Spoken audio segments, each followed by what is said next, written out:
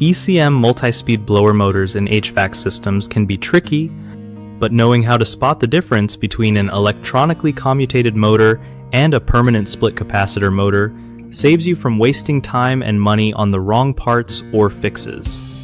So, here's the deal. First, check the wiring.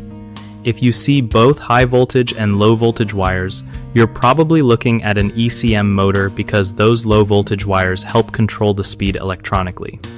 Next, peek around for a capacitor. If there's none, that's another solid clue it's an ECM since those motors don't need one like PSC motors do. Also, notice if the motor has a little control module stuck on its end.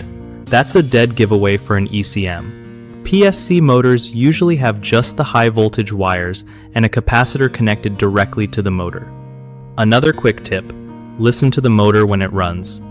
ECMs tend to sound smoother and quieter because they use electronic controls instead of mechanical parts to change speeds.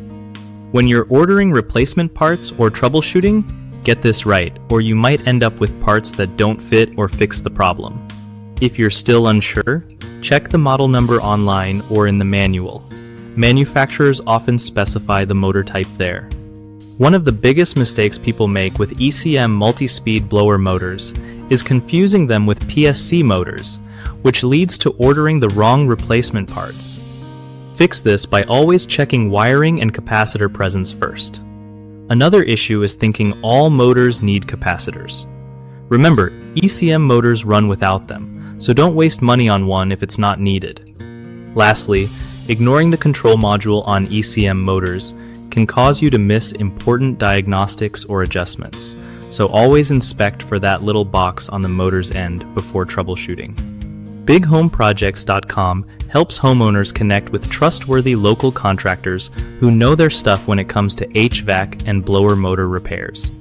For contractors, it's a great way to find new jobs and grow their business with people who need their expert skills.